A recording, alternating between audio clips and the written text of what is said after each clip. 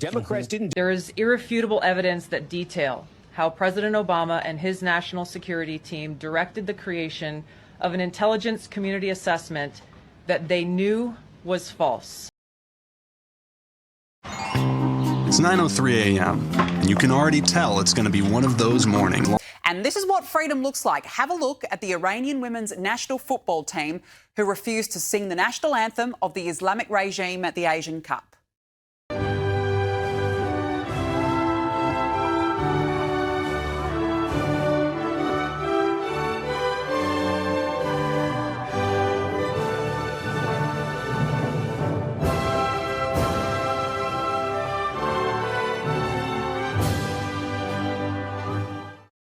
This is courage, this is bravery, and the hope for freedom is now in song. Formerly Supreme Leader, Ayatollah Khamenei is dead, dead, dead, dead, dead, dead, dead, dead, dead.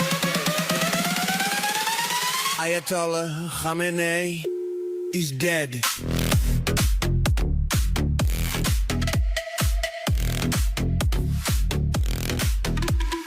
Ayatollah Khamenei is dead, dead, dead, dead, dead, dead, dead.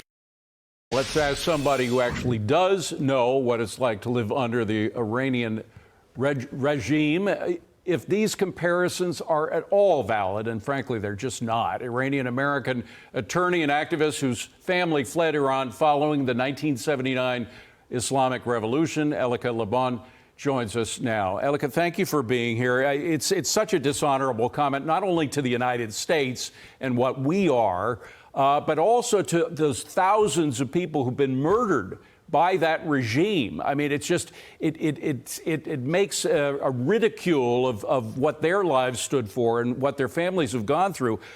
What does it make you feel when you know what actually you can make a real comparison between the two countries?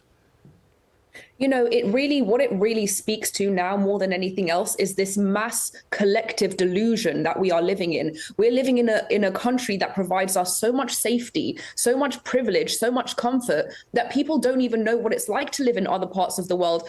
And because, you know, the world has been saturated with so much disinformation, this disinformation that was heightened particularly after October 7th, where there was this narrative that, you know, these terrorists are just freedom fighters and they're not that bad.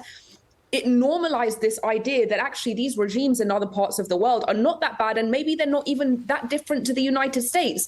Then you have people who are living in the lap of luxury saying things like living in the United States is exactly the same as living in Iran. Well, it's not anything like living in Iran because Iran, they are hanging people from cranes statistically once every 6 hours. Just 2 weeks ago, they amputated 2 people's arms because they were accused of theft. Did they have due process? Did they have fair trials? No, that does not exist under the Islamic regime in Iran. When protesters came out in the streets to protest against this regime, which is our unequivocal right under the Constitution in the United States, did they get met with the same treatment? No, they were shot to death and they had their eyes shot out as punishment. So my response is, how dare you, how dare anybody compare the life that they're fortunate enough to live in the United States to what Iranian people are going through now and have been going through for the past 46 years. Well, look, I'll also remind people that Whoopi Goldberg, this was a little more than 3 years ago, and she said it more than once, the Holocaust is not about race. It was not about race. The Holocaust was not about race. She said, you couldn't tell who was Jewish. She kept repeating that, that, you know, you could see my race. But, you know, if you see somebody walking down the street, you don't know if they're a Jew or not. And she was suspended by ABC, but she kept repeating the same thing over and over again. She said it was about man's inhumanity to man, not about race. So, but this kind of ignorance, and this is willful ignorance, really permeates the left. And it is hard to be online and see some of the garbage people have said about Iran, you know, in its defense. Oh, absolutely. And as somebody who came from the left, you really have to ask these questions. Okay, if you're safe because people don't know that you're a Jew, what happens when they find out? What happens when they find out? So if you're saying that visibility is equal to unsafety, then the only cure you're offering these people is that they should hide themselves. You're saying you're absolutely fine because so long as nobody knows you're a Jew, you'll be safe. Then you shouldn't practice your religion openly. You shouldn't have you shouldn't wear anything that denotes that you might be of that faith. And in fact, they did have access to know exactly who the Jews were in Nazi Germany. They obviously have documents. They obviously have names. They obviously have passports and birth certificates, and that is exactly why it was a Holocaust at that time. And ironically, it is the same thing that they are bringing to the Western world today, because by disseminating this propaganda that is so pro authoritarians and terrorists, just because they happen to be the ones that are fighting Jews, right? People are now rallying behind the most dangerous and authoritarian regimes in the world just because of this impulse of anti-Semitism that they have in them. And that is exactly what happened in Nazi Germany. They voted for the party that promised to go against Jews, and they brought in a dictatorship. And that's exactly what they're going to do if they keep going down this line. Elika, great to see you. Thank you so much for being here. Elika. Thank you.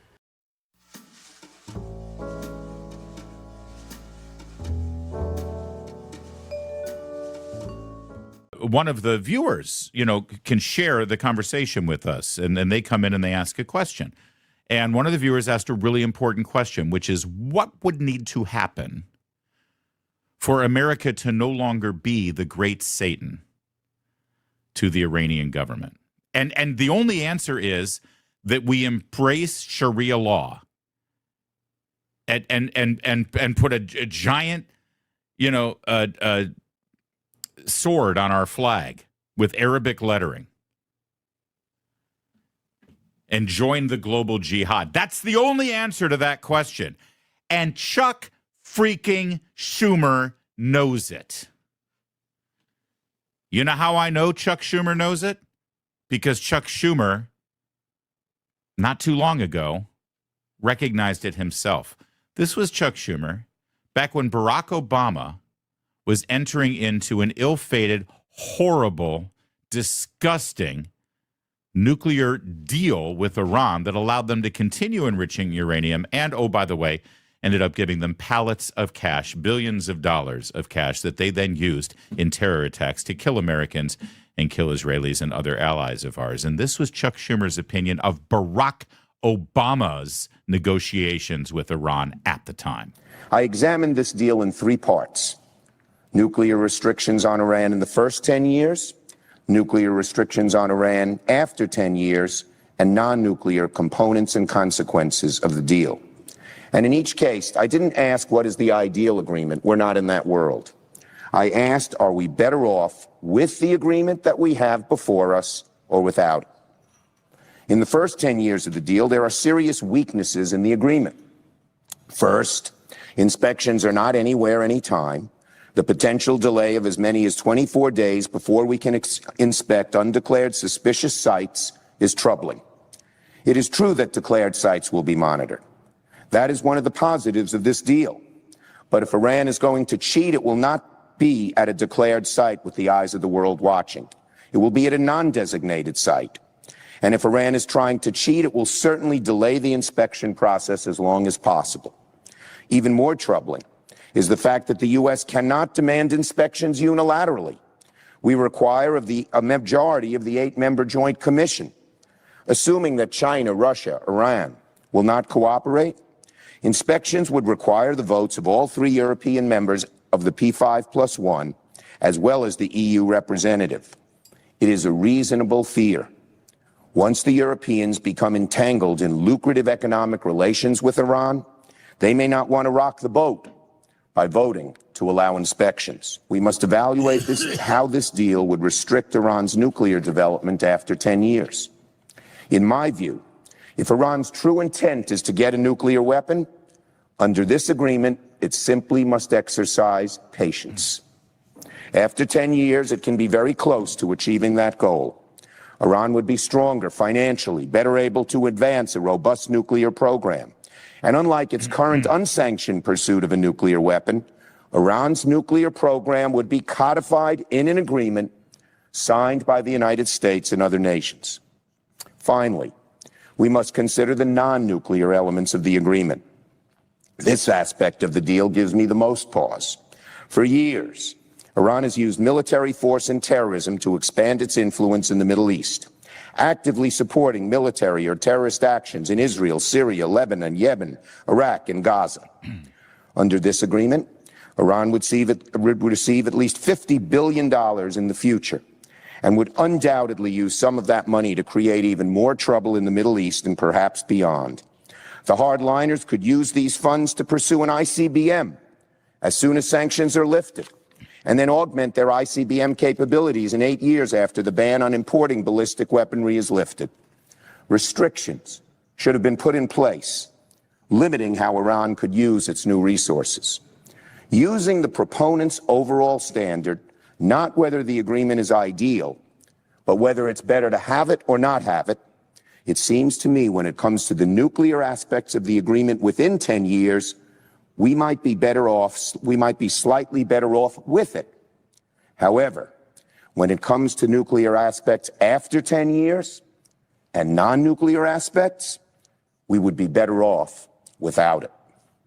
Ultimately, in my view, whether one opposes or supports the resolution of disapproval depends on how one thinks Iran will behave under this agreement. Whether contact with the West and a decrease in economic and political isolation will soften Iran's hardline positions, or whether the current autocratic regime views this deal as a way to get relief from onerous sanctions while still retaining their designs on nuclear arms and regional hegemony. To me, the very real risk that Iran will not moderate and will instead use the agreement to pursue its nefarious goals is too great. Therefore, I will vote to disapprove the agreement. Well, thank you very much. Thank Mr. President, can you explain to us what is going on right now with the blockade in the Strait of Hormuz? Well, we're going to be blockading. It'll take a little while, but it'll be effective pretty soon. And we had meetings yesterday. They, as you said, lasted 21 hours. That was a long meeting. We had some very, very good representatives, as you know, JD and Steve and Jared. So we were well represented, but we didn't get there on the important issue. They want to have nuclear weapons. They're not going to have nuclear weapons. I've been saying that for 30 years. I would never allow that to happen before I was in politics. And that country will not have nuclear weapons. Most countries shouldn't be allowed to have, but that country will not have nuclear weapons. So, Mr. President, was that the red line there? Can you explain to us what went on in these talks? What did the United States ask of Iran, and how did they react? Well, they reacted. You know, it was very interesting. It started off weak. They came in like they had the cards, but they don't have the cards. Their army, their whole military is obliterated. The whole place is obliterated. And, you know, as you know, levels of leaders are gone. They're literally gone. Khomeini's gone. The whole thing is gone. The whole place is gone. They have one thing that they can do. They can say, well, gee, we're going to put a mine someplace just a mine. We'll drop 1 mine, 2 mines, 10 mines. And that will, if you have a ship that costs $1 billion, you say, well, you know, I'd prefer not getting whacked by a mine, losing my ship, or damaging it badly, at least. And so that's a little bit of a thing that they can do. That it's military might and military power don't do it, but, you know, it's extortion.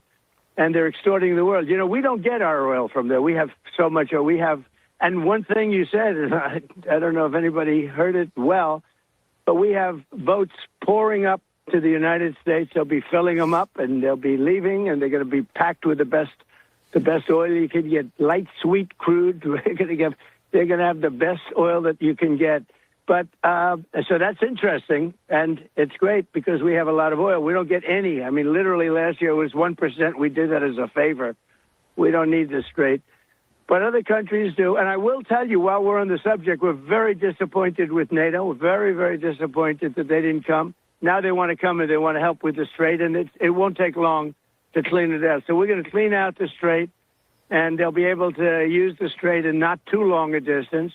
But we had a very intensive negotiation, and toward the end, it got very friendly, and we got just about every point we needed, except for the fact that they refused to give up their nuclear ambition. And that's the only point, frankly, to me. That was the most important point by far. And I want to ask you about that, and I will get to NATO as well. But, Mr. President, you wrote on Truth Social this morning saying that we will begin the process of blockading any and all ships trying to enter or leave the Strait of Hormuz. And at some point, we will reach an all being allowed to go in and all being allowed to go out basis. Right. So tell us what you're trying to accomplish with this blockade, all in, sir. All out. Yep, it's called all in and all out. There'll be a time when we'll have them all come in and all come out, but it won't be a percentage. It won't be a friend of yours, like a country that's your ally or a country that's your friend. It's all or nothing, and that'll be that won't be in too long a distance.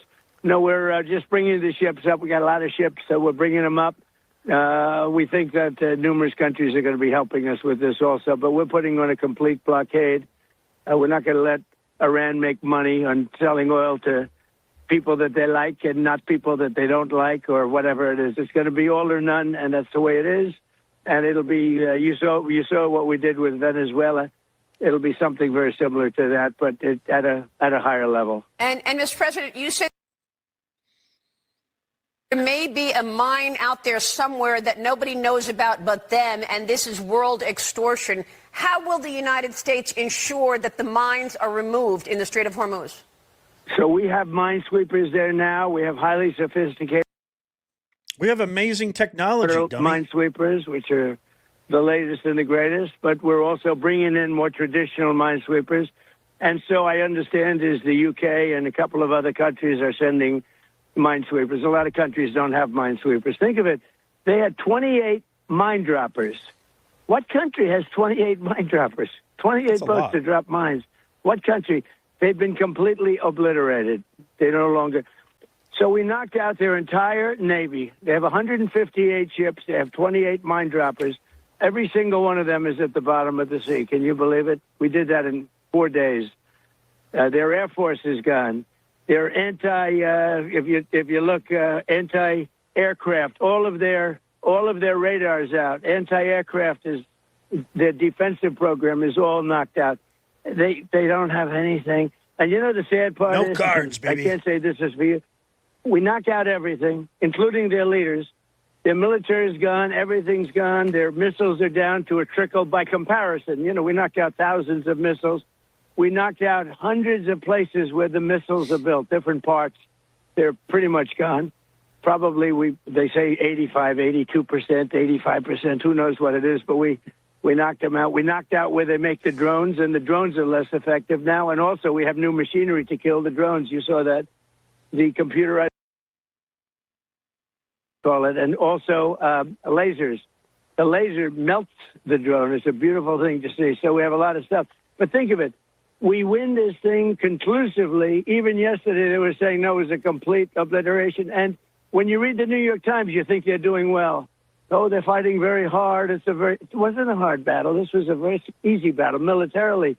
But when somebody says, you know, we're going to drop a mine in the middle of the Strait of Hormuz, not much you can do to persuade a ship owner that has $1 billion ship that we're going to take a trip up the strait. Now, yesterday, you probably saw, we sent 2 highly sophisticated, beautiful, brand new destroyers right through the middle of the strait.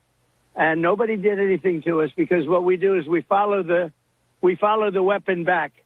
So it follows back and it knocks out the people on the other side. Literally within 3 minutes. Bless our military. The technology is unbelievable. God bless America. We don't know whether or not they do, whether or not they put mines. They didn't talk about it yesterday.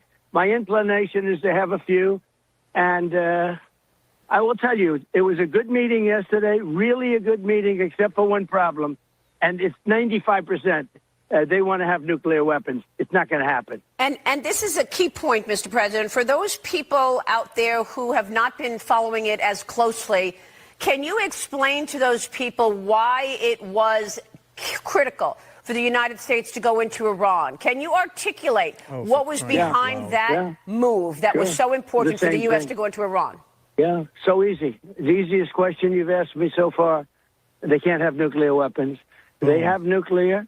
They want to enrich what they have. They want to enrich more. As you know, we knocked out with the B-2 bombers. Had we not knocked that out, they would have had a nuclear weapon within 1 month after we knocked out. In other words, had the B-2s, those beautiful B-2 bombers, totally obliterated their 3 sites. They have 3 sites. And they are now deep in the earth with, tons of rock. Now, that material should be gotten, but we have cameras on it. We have satellites with Space Force. That was one of my beauties, Space Force. So important. But we're watching those. We're watching every single aspect of that area. They can't move without us knowing exactly what's going on. But it's deep down, and it takes a long time to get it out. It's an amazing attack. Had we not done that, they would have had, within 1 month from that date, they would have had a nuclear weapon. Right. If they had a nuclear weapon, they would have used it on Israel and the Middle East. Look, they went after 5 countries that were sort of neutral, I guess. I don't know how friendly they were, but they weren't in the line of attack. They dropped on UAE probably 1,800 missiles. They dropped on Saudi Arabia a lot, and they dropped on Qatar a lot. They dropped on Bahrain. They went crazy, and everyone was surprised. Actually, it was good for us because they all joined us immediately. At some point. They're either going to be petrified or a nuclear weapon. Right. If they had a nuclear weapon, they would have used it on Israel and the Middle East. Look, they went after 5 countries that were sort of neutral, I guess. I don't know how friendly they were, but they weren't in the line of attack. They dropped on UAE probably 1,800 missiles. They dropped on Saudi Arabia a lot, and they dropped on Qatar a lot. They dropped on Bahrain. They went crazy, and everyone was surprised. Actually, it was good for us because they all joined us immediately. At some point. They're either going to be petrified or they're going to join. They all joined, and they've been very helpful. All of these countries have been great, and Kuwait. And this is the key point that I was getting to, and the reason that you feel they cannot have a nuclear weapon because they will use it. And that's what I wanted you to explain to the audience. Yeah, I think they would use it. And they'd start with Israel, and one weapon would, do damage like nobody's ever seen. Wipe it out, conceivably, big one. Now, wipe it out. They don't need more than one. And then they go after the Middle East, and then they'd eventually come here, okay? And come here, and we're not going to let them. We have great allies over there. I'll tell you, those 5 countries, look at the Israeli relationship. Look at the incredible partnership we have on this. And, as Bibi Netanyahu said, we're the big brother, and they're the small brother. And, it's been a very effective team. What we've done literally in a matter of days, within 3-4 days, Iran essentially was wiped out. And it's so sad, though, when the press says they're fighting bravely. They're not fighting bravely. They have no anti-aircraft. We fly over there at will, can take out anything we want. As you know, last week I said we're going to strongly consider knocking out their power plants and the rest of their bridges. We took down their big bridge, but we just did that because we were having good discussions, and they go to the press. They're very good with public relations, much better with public relations than they are at fighting. They go to the press, and they say, President Trump said it's okay for us to have a nuclear weapon, when I never even spoke to him. And by the way, that would be the only thing I would never say to them. Right. And they know that. Right. And then the New York Times, which is a fake paper. It's just a fake. You just believe the opposite. It's so sad when you look at CNN, the New York Times, ABC fake news, NBC fake news. When you look at this stuff, it's so sad to see it. They report things that they know are false. It's almost treasonous, actually, if you want to really know the truth. It's almost treasonous. But if you're reading the New York Times exclusively, and their circulation, by the way, is way down. Yeah. It's way down. I'm proud to report that. But if you're reading the New York Times exclusively, you would say that they are doing great in the war. Mr. President, they're doing terribly. I want to ask you about the only thing they have is the ability to say, CNN shared well, state we may propaganda. have some Can you believe that? if you have a ship, who wants to take Iran a chance? state propaganda.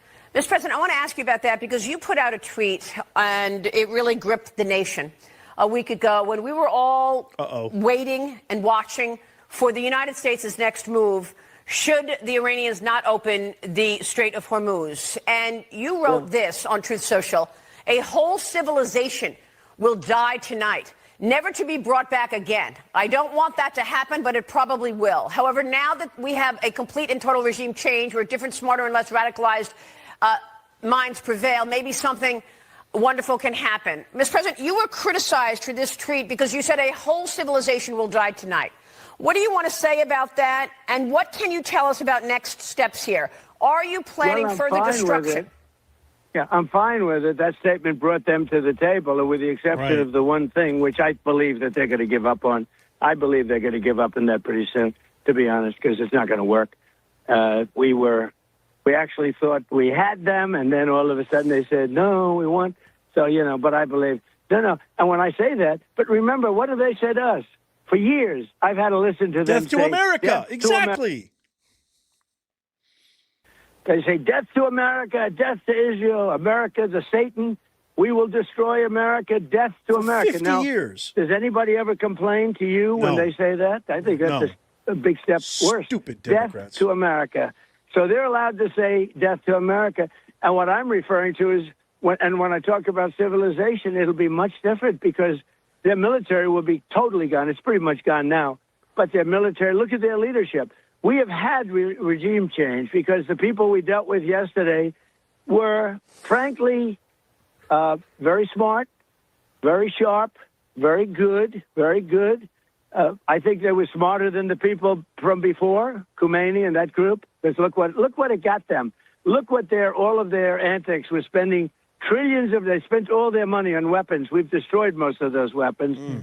But when I say about a civilization, it really has changed. It really has. But think of it. They're allowed to say death to America, death to this, death for 50 years. And I make one statement. They say, oh, such a big deal. Let me tell you, that statement got them to the bargaining table, and they haven't left.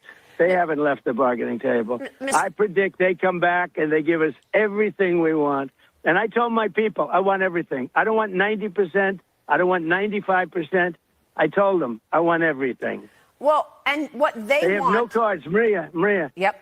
They have no cards. Their Navy is gone. Their Air Force is gone. Totally gone. They have nothing. They have no ships. 158 ships are at the bottom of the sea. Good ones. New. The Soleimani, they had one called the Soleimani, was taken out by one of our Tiger Sharks, by one of our rapidly moving submarines. It's amazing. Our military is so good. Do you know our military is a 94% approval rating now? Well, Congress has a 14%. Who could disapprove our military? The media has That's a 12%. ridiculous. When I started, the media had a 92% approval rating. Now they're down to 14%. Wow. And I'm very proud of it because they're very dishonest. Mr. President, I see what just took place in terms of our NATO allies pushing back and not supporting you and the United States. And I see what has happened with our Gulf allies in the Middle East who do not want a bully in the Middle East any longer. Are you expecting those Gulf allies to help you in this blockade in the Strait of Hormuz? Oh, yeah. What other countries are going to join that? Started.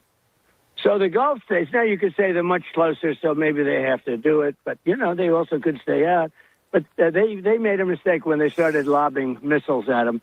And here's the good thing. The Gulf states, they are rich and they have a lot of Patriots. Our Patriot missile, which is an anti-missile missile, and it's unbelievable. They fired at us one day at a certain asset that we have, namely the aircraft carrier Abraham Lincoln, one of the beauties of the world, one of the great beauties of the world.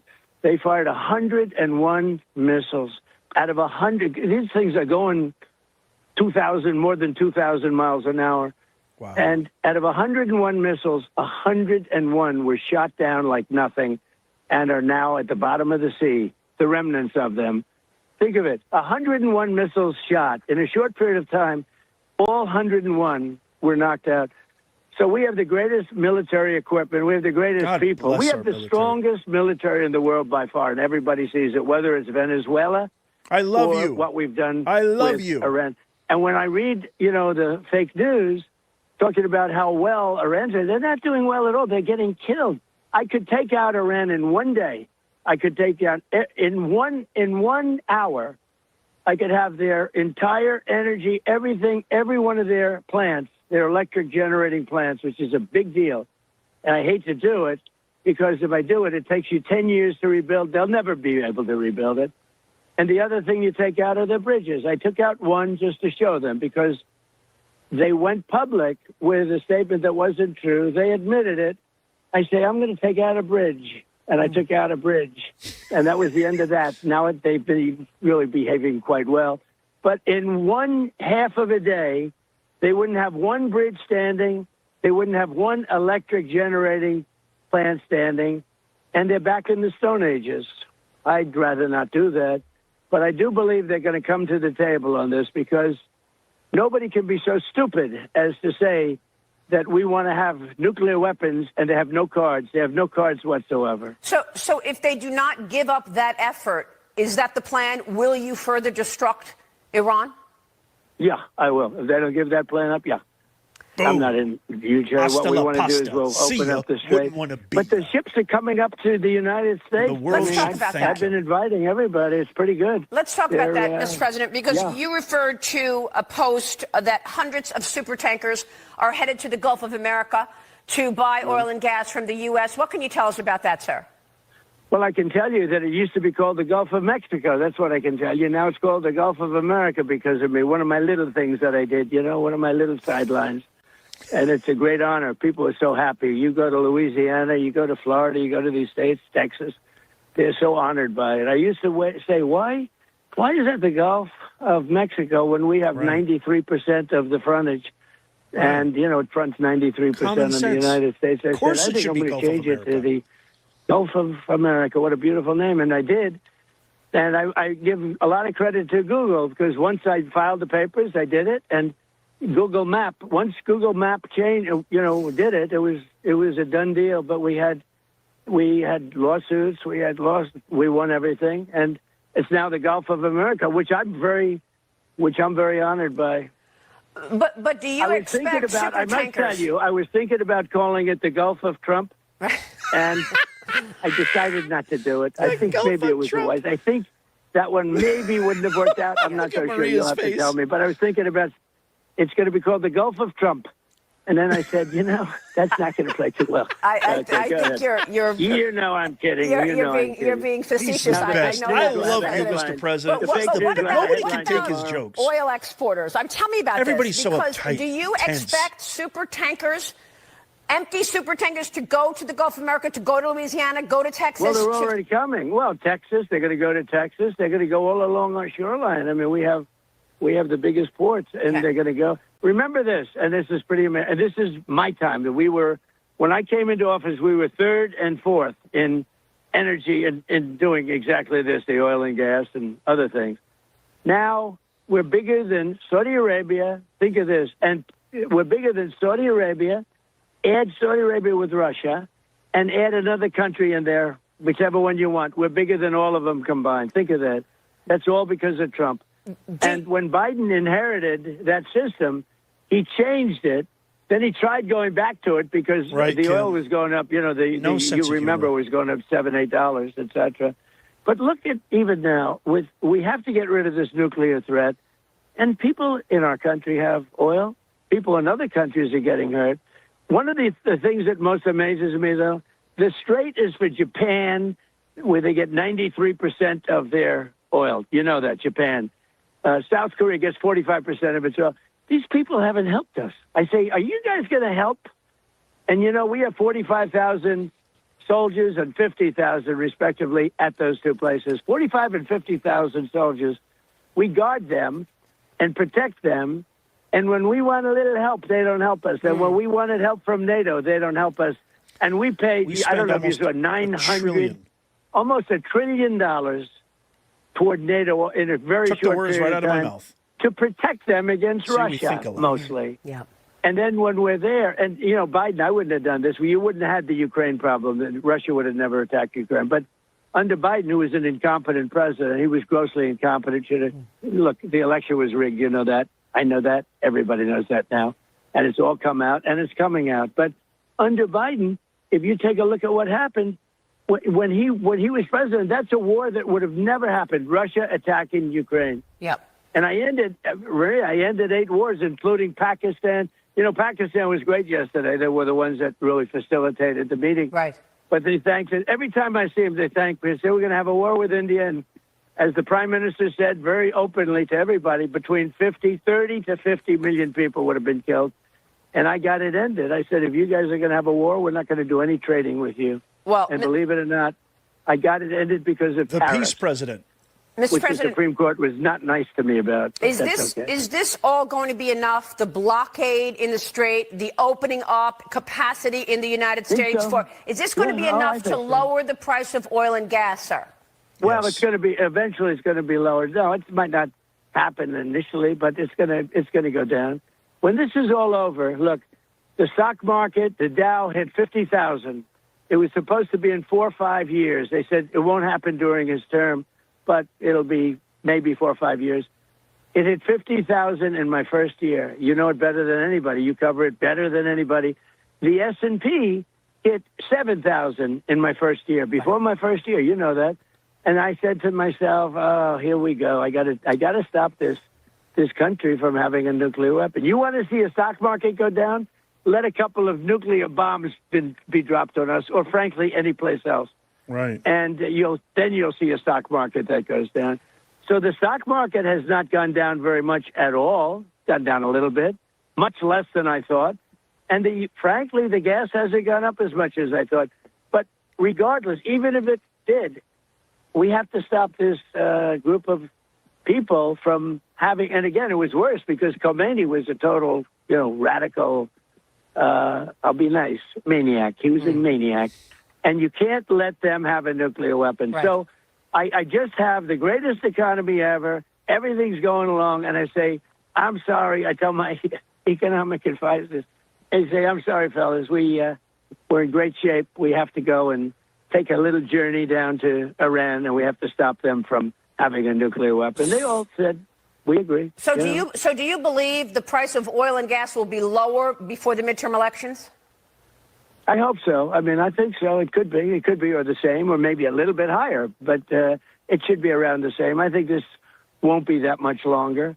They're wiped out, man. They're wiped out. And you don't get a fair shake. You don't get, we need a free and fair press in this country. And I don't even know why people would do that. Why would they say how wonderful they're doing militarily? They're doing so well. The country is wiped out. We lost one airplane, and we captured the 2 pilots. How about we saved those 2 pilots? Unbelievable. Which no other country has the capability of. It was a hell of a rescue. Usually when that happens, Amazing rescue. countries wave goodbye. They say, lots of luck, because you're going deep into, and we went 7 hours into, it was a 7-hour flight.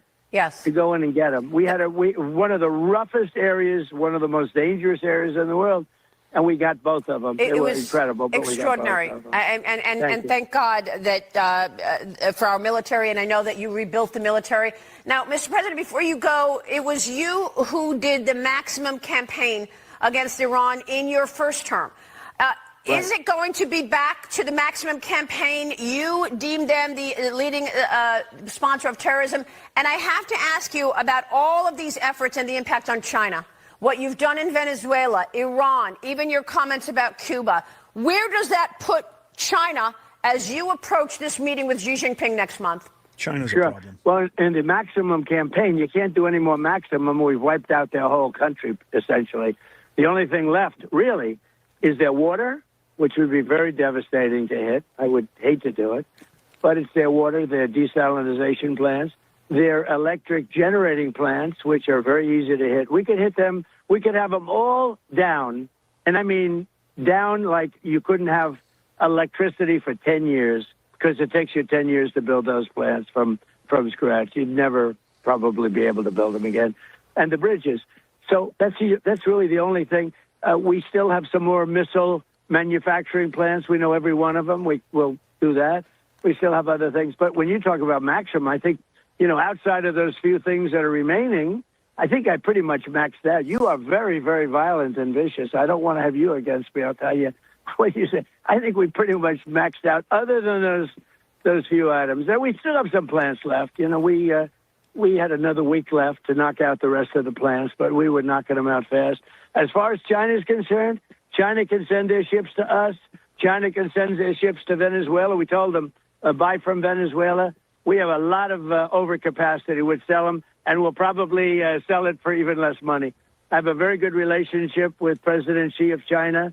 We work together very well. They're paying us substantial money, as you know. We've never got money before. You know, I listened to this Gordon Chang. He has no idea what he's talking about. We have been very tough on China. Tough but fair. And, you know, it's an amazing place. We're China's but I have a number very one good customer. relationship with China, and they've been doing my, you know, I put tremendous tariffs. I put 100% tariff on all Chinese cars coming in, and that's destroying Europe. They're destroying Europe because they're taking away so much business from Mercedes and BMW, et cetera. And we don't have any Chinese cars in our country because they would have destroyed General Motors, Ford. They would have destroyed these companies if they did it. So I put 100% tariff on, and in all fairness to Biden, he allowed it to stay on, which is shocking to me. Right. It's one of the things, it's about the only thing he did good, but he allowed it to stay.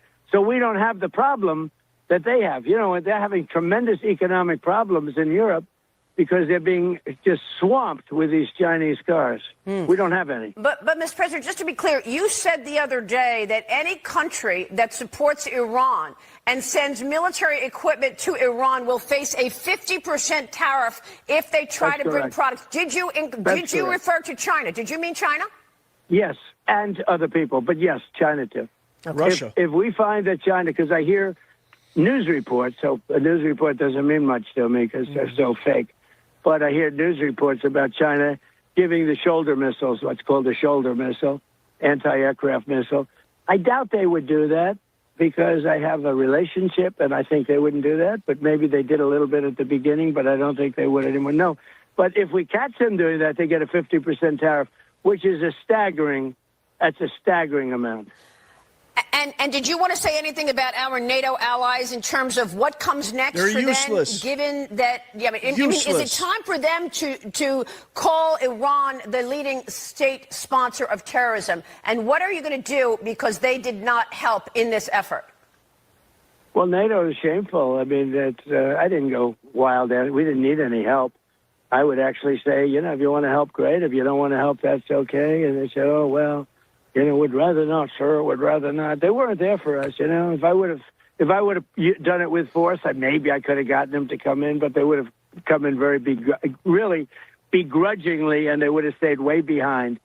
No, I'm very disappointed. I mean, look at the United Kingdom. I love the United Kingdom. It's, my mother was, as you know, born in Scotland, and love it. But Mr. Starmer, PM Starmer said, we'll send the equipment after the war is over. I said, you don't need equipment when the war is over. You need the equipment before the war starts or during the war. He said, no, we'll send it after. He made a public statement that we will send equipment after the war is over. It was that will, you know, that's a Neville Chamberlain type statement. And Germany, the same thing. He said, we didn't start this. Well, we helped them with Ukraine. It would have never happened if I was president, by the way. We would have had the problem with Russia and Ukraine, but, you know, we had an incompetent president. But Germany said, it talked all about that we demand, and strong, we demand that this war stop.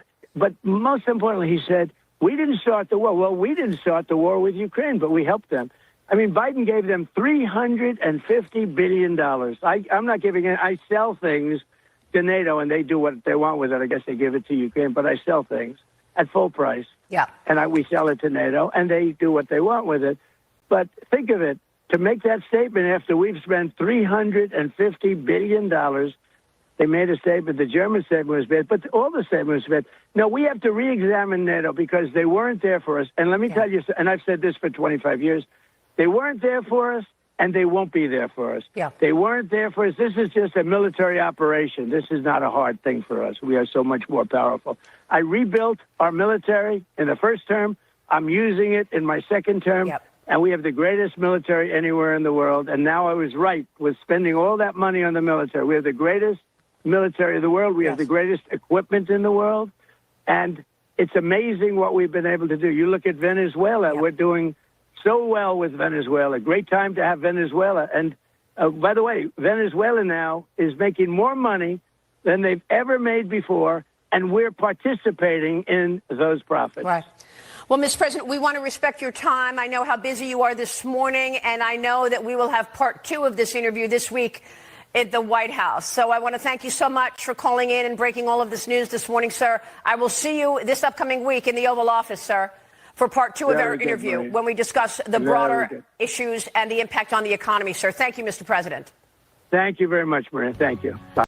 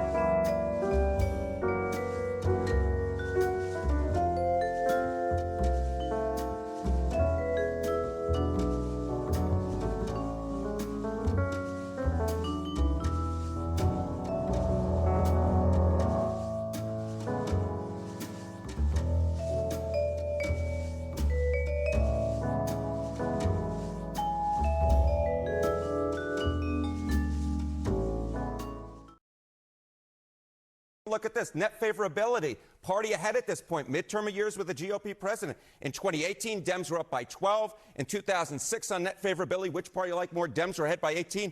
Republicans are actually ahead on net favorability at this point by 5 points. So Democrats are just simply put running behind their previous benchmarks, and they need to be running well ahead of them if they want to take back the United States Senate, given that math. To be clear, both parties are wildly unfavorable right now. However, Democrats are even more unpopular than Republicans. Some of these charts. If Democrats win the House and possibly the Senate in November, there's a better than even chance Donald Trump gets impeached again. Absolutely. He should be impeached now. I mean, he's taken us into a disastrous war, threatening war crimes in Iran in terms of knocking out plants and knocking out electricity. And the Democrats will impeach him once we take back the House, and should impeach him for all the things he's done. And depending on the Senate, he may face conviction if we get to 60, especially if his numbers keep going down and the Epstein issue continues to be a vulnerability.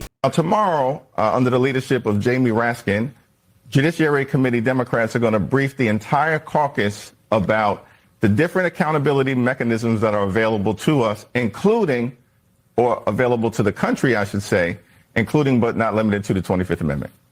So just so you know, the 25th Amendment is designed to remove a president who is mentally incapacitated, either through illness, a stroke, because Woodrow Wilson basically was comatose the last years of his presidency, and his wife really ran things. Or if he is mentally incapable. Again, they were fine with Joe Biden, but it's Trump that needs to be removed from office for being insane, basically mentally disturbed, incapable of being president of the United States. It's funny. Last time Donald Trump was president, and he had a Republican majority in the House, the midterm elections in 2018 were coordinated by a very, very smart political operative. Her name is Nancy Pelosi.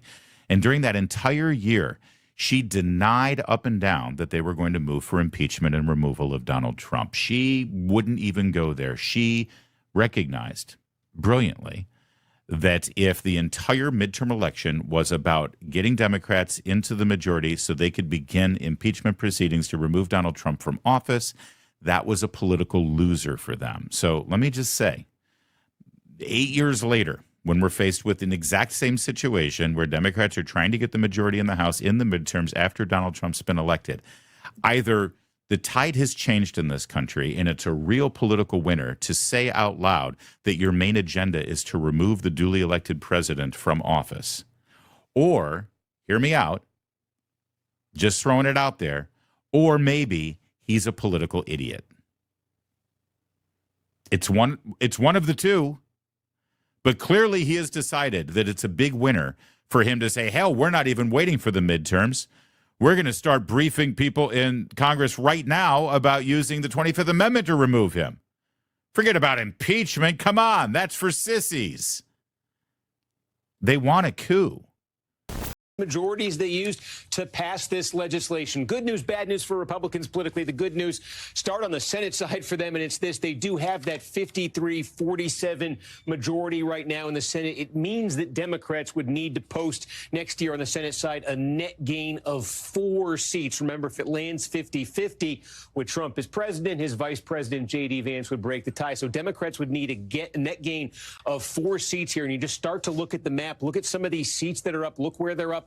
Democrats going to be playing defense in Michigan, a state that Trump won narrowly. John Ossoff in Georgia, you know, a Trump state right there. Meanwhile, how many Republicans are going to be up in Harris states? The answer is only one. It's Susan Collins up in Maine. And Collins, of course, has survived some very difficult climates before. So the map here, just in terms of the math for Republicans, it's favorable, very favorable to Republicans holding that majority. We'll see how it plays out, but they're probably feeling good about at least hanging on to their majority there. It's the House side, though, and you just heard those comments you played from Mike Johnson right there. This is what the balance of power looks like in the House right now. These 3 vacancies, they are in Democratic districts, so functionally you could say 220, 215 right now. What that means for Republicans is 220. That means if they lose net 3 seats in the House next year, their majority is gone. 3 seats.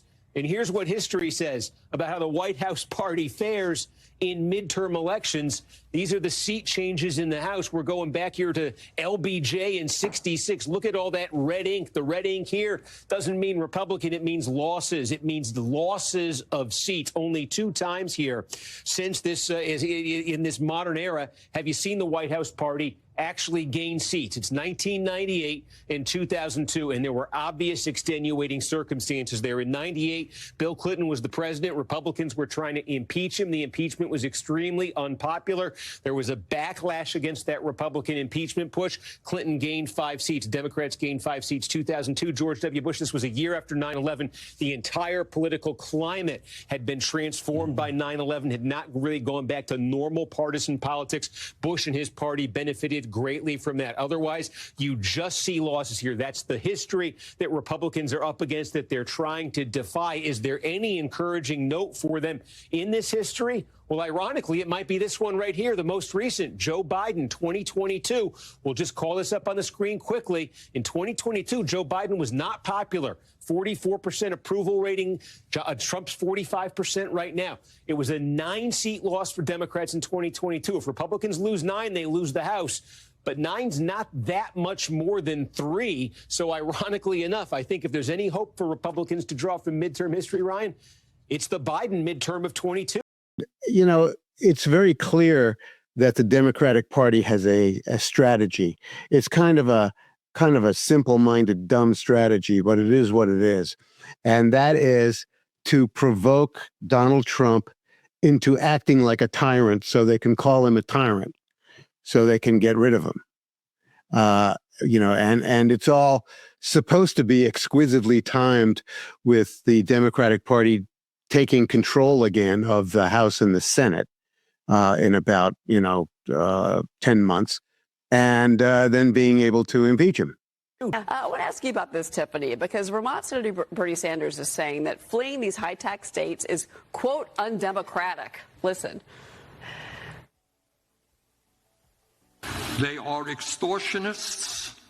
And what they are saying, if you are successful California, you're successful. We, the billionaires, are going to leave California. New York City, you're successful raising taxes. We're going to leave New York City. In America, if we raise taxes, we're all going to go to billionaires. We'll go to Saudi Arabia and be with their fellow autocrats and oligarchs over there.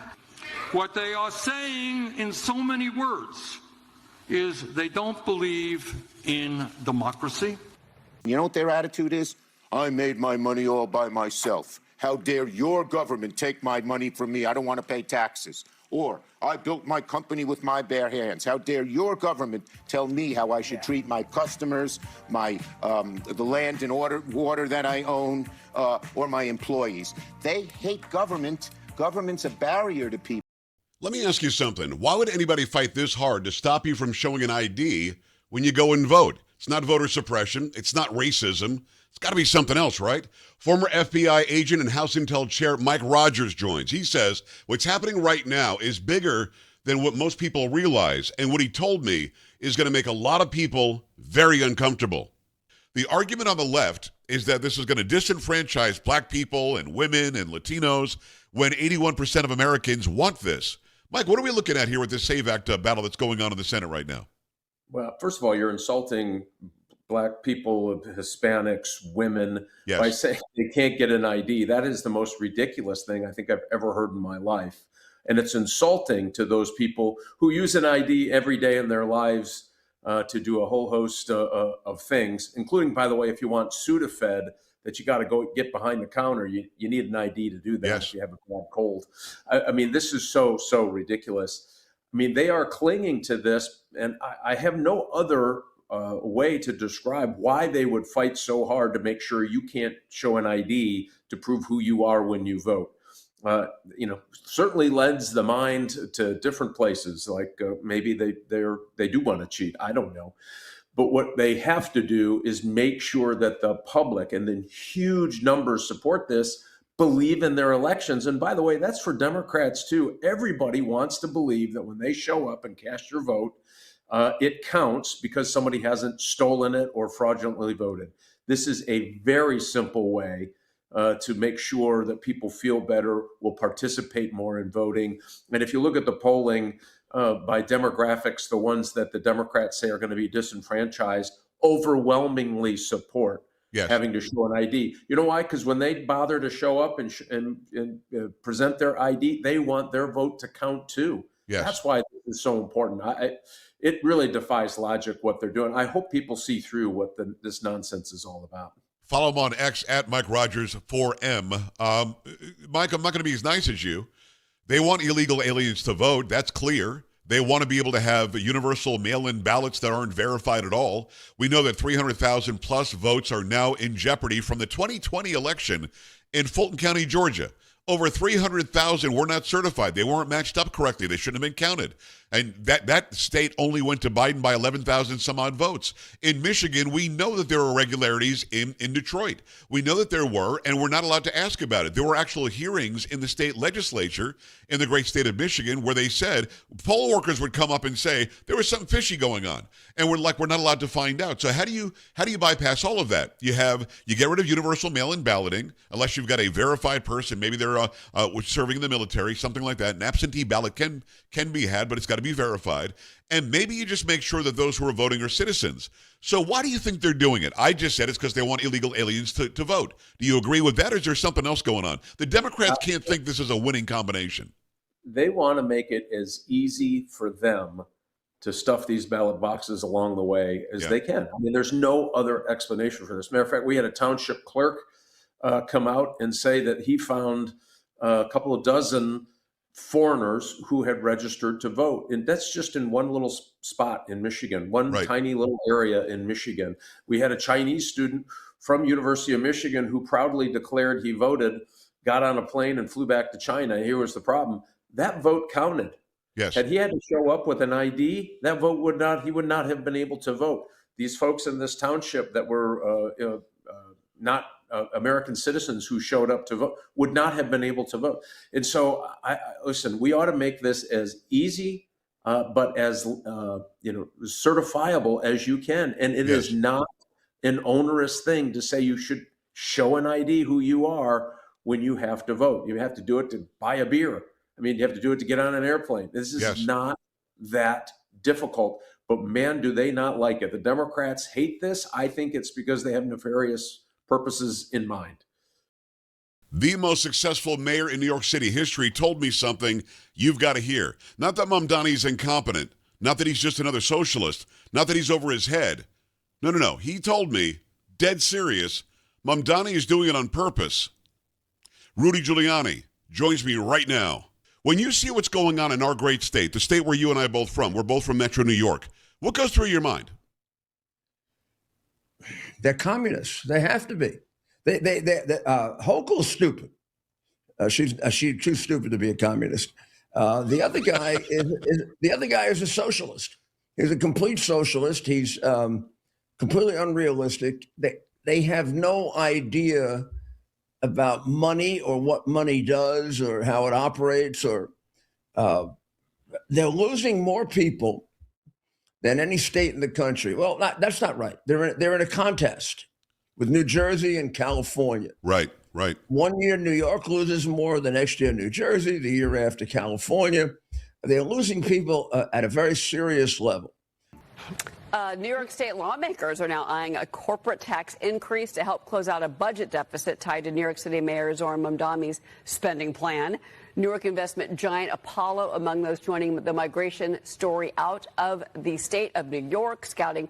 They're looking for low tax and business friendly states, maybe Texas, maybe Florida, as their new headquarter locations. California, of course, seeing a large exodus as well. So I'm not sure that you can say that it's unpatriotic, undemocratic, but dollars and cents, I think, matters more to people and companies, Tiffany. Give me a break, Bernie. I mean, tax people to death and then get mad at them for leaving this. A warning shot for New York City's new socialist mayor. Multiple credit agencies, including Fitch and Moody's, all sounding the alarm on Mamdani's $127 billion budget.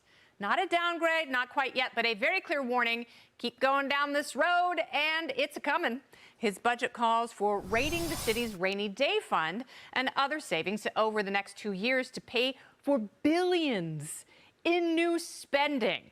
So, Taylor, tell me about the bond aspect of this for people who don't quite understand what it means for a city's bond rating to potentially be downgraded. How is that bad news for people who have either bought bonds or people who live in a big city like New York? So it's a never-ending cycle, right? Because if your bond if you get a downgrade, the bond rating goes down, then in theory, the cost of borrowing goes up because I'm looking at you, and instead of having an 800 credit score, you now have a 7 or a 6 or a 500 credit score. So I'm going to say, you know what? I'm not going to lend you money at 2 or 3%.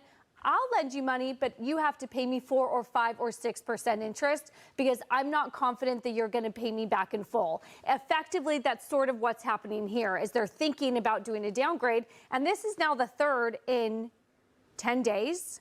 I mean, this is shocking. So the interesting thing, Brian has tried to jump me in my pop quizzes. So I come with the pop quiz. Oh. The answer will probably be on the screen. Just watch. What's fascinating is much of the city's financial pressures that you talked about are due to rising costs from, I don't know, education to housing vouchers. What do you think the city PHEPS is? FEPS. Yeah. Public housing. Yes, you're close. It's the City Fighting Homelessness and Eviction Prevention Supplement. Fine, I don't care, whatever, that's New York City. Here's the problem.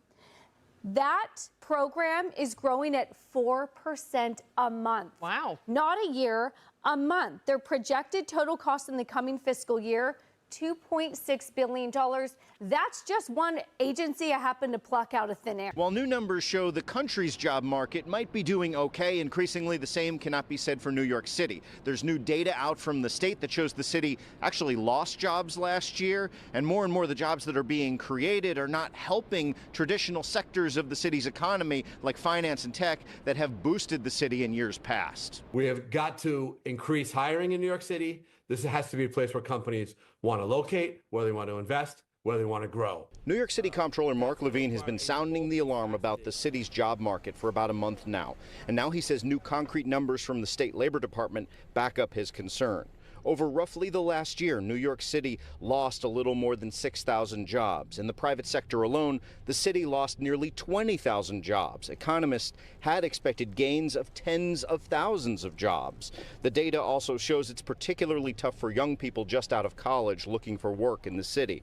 So this, to me, is a source of concern, because if in an otherwise strong economy we're not creating jobs and we see risk ahead with the tariffs and this horrible war and all the uncertainty of AI, I think that jobs should be a much bigger topic of conversation in New York City right now. So far, Mayor Zohran Mamdani's focus when it comes to the economy has been about equity, pointing to big upcoming events like the World Cup and saying he wants all part of the city to feel the benefit. Listen to comments he made earlier this week when asked about building out his economic team. The same city that is the wealthiest and the wealthiest country in the history of the world is one where 1 in 4 New Yorkers are living in poverty. And what we're looking to do is a administration that can deliver on the promise of that growth for the so many New Yorkers who call the city home. It's also important to zoom out and look at the big picture and the local politics here. Mayor Mamdani, of course, pushing for a tax increase on millionaires and corporations. Albany state lawmakers very much undecided about that, and these job numbers may not exactly help his case. Mayor Zohran Mamdani has left Governor Hochul in the lurch, with Democrats scrambling with the brazen tax the rich ultimatum. People have told the Post that is a slap in the face to the governor. So this all comes on the heels of Zohran Mamdani rolling out his preliminary budget this week. Part of that budget, he said he needs to either raise property taxes by nearly 10%, or Hochul needs to raise the personal income tax for people making $1 million or more by 2%. And this is after a weekend where Governor Hochul had actually negotiated with the Zohran Mamdani team all weekend to give him an extra $1.5 billion in funding to help balance his budget. Mamdani says that the budget hole comes from his predecessor, Eric Adams, who left him with a $12 billion budget gap for this and next fiscal year. He went and had a press conference last month in which he sounded the alarm about this budget hole. However, within 2 to 3 weeks, that budget gap has shrunk to $7 billion and now down to $5.4 billion, which is what the Mamdani administration is pressing Hochul for. The calls from Zohran Mamdani puts the governor in a precarious situation, considering this year is an election year for the governor's office. And with multiple Democrats and also Republicans that the Post reached out to, the initial thing that they told us was, it's an election year. How could they do this to the governor? You can't raise taxes in an election year. It's just bad politics. And his intel agencies to sabotage the president-elect, Donald Trump, brainwash the electorate, and undermine the legitimacy of an election. There is irrefutable evidence that detail how President Obama and his national security team directed the creation of an intelligence community assessment that they knew was false. They knew it would promote this contrived narrative that Russia interfered in the 2016 election to help President Trump win, selling it to the American people as though it were true. It wasn't. Gabbard got her hands on a House intel report that's been locked away in a CIA vault for almost a decade. Investigators spent over 2,000 hours looking into how the Russia hoax was born, interviewing 20 CIA and FBI officials. And it turns out that the Obama administration doctored the intelligence to make it look like Putin and Trump stole the election. A month after Trump beat Hillary, Barack Obama wasn't satisfied with his intelligence reporting and ordered his CIA director to create a new assessment of how Russia interfered with the election. This was a highly unusual move. John Brennan handpicked 5 CIA analysts to write the assessment, and they were siloed. None of them knew what the other was doing. And only one analyst was in charge of drafting this report. There was nothing routine about this, and it was a rush job to publish before Trump was sworn in. Nothing was coordinated with the other intelligence agencies either. Basically, this was home cooking for Barack Obama. There were 4 key elements from the assessment that were repeated over and over again and formed the basis of the Russia hoax and the Robert Mueller witch hunt. 1, that Vladimir Putin wanted Donald Trump to win. 2, Putin took action to help Trump win. 3, the Russians had blackmail on Trump. That was the Steele dossier. And 4, that the Russians tried colluding with the Trump campaign. None of any of this was ever true. There was no reliable intelligence to support any of these allegations.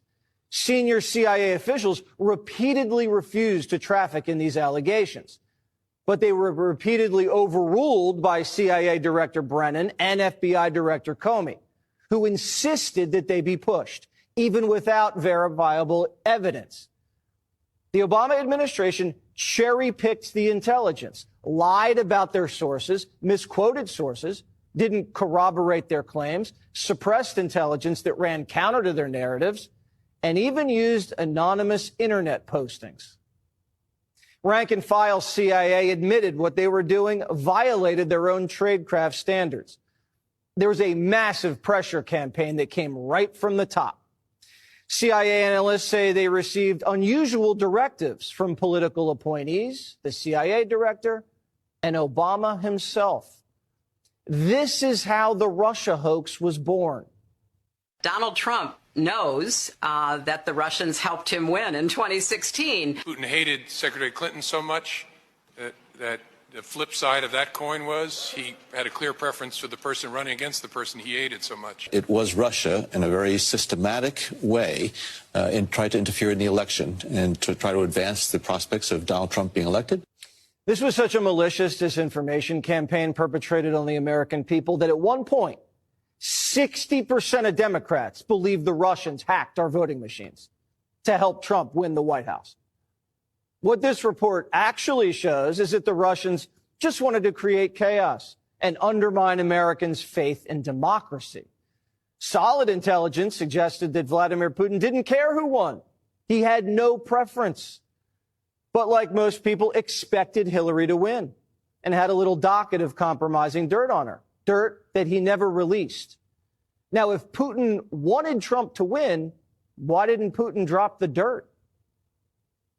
There were high-level DNC emails that detailed evidence of Hillary's, quote, psycho-emotional problems, uncontrolled fits of anger, aggression, and cheerfulness, and that then Secretary Clinton was allegedly on a daily regimen of heavy tranquilizers.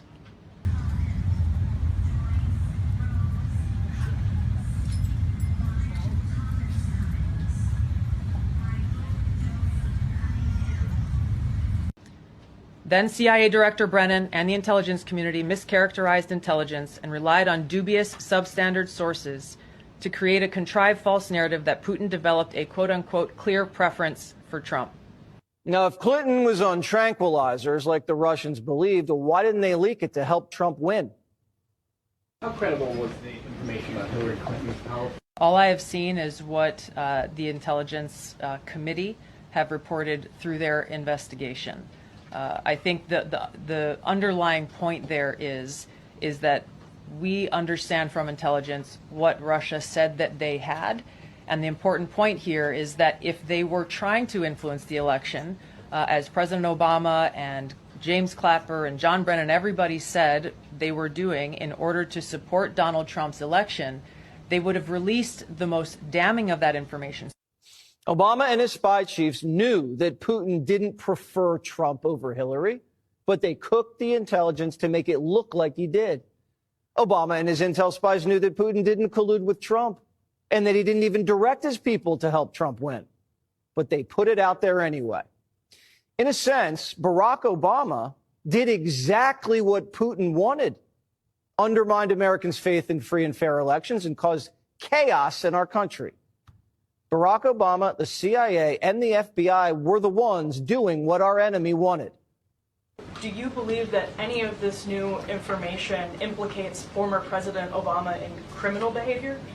We have referred and will continue to refer all of these documents to the Department of Justice and the FBI to investigate the criminal implications of this. For even former President Obama? Correct. The evidence that we have found and that we have released directly point to President Obama leading the manufacturing of this intelligence assessment. There are multiple pieces of evidence and intelligence that confirm that fact.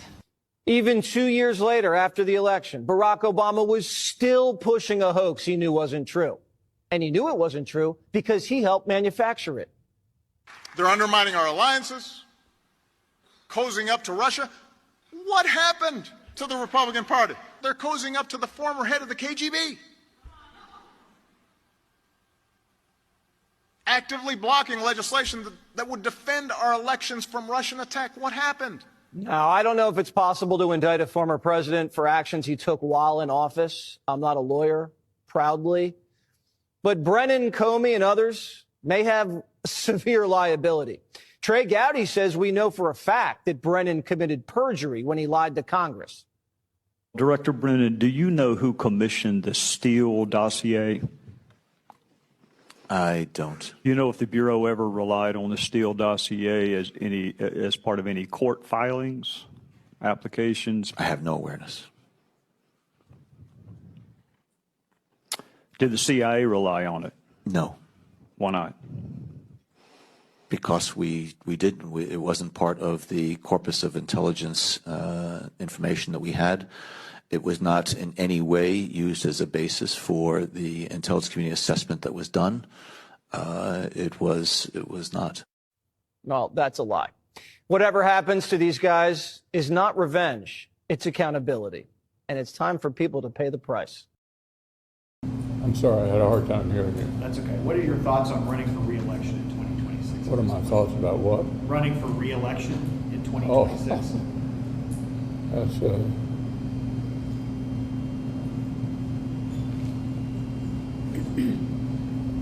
Did you hear the question, Senator? Running for re-election in 2026? Yes. All right, I'm sorry, you all. We're going to need a minute. Senator Benny. Yep.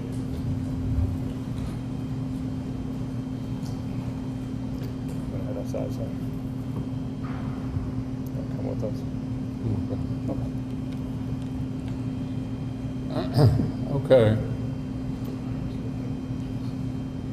Somebody else have a question? Please speak up.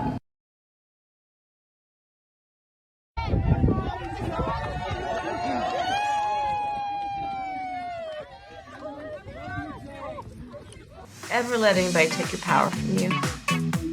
You have the same power that you did before November 5th. And you have the same purpose that you did. And you have the same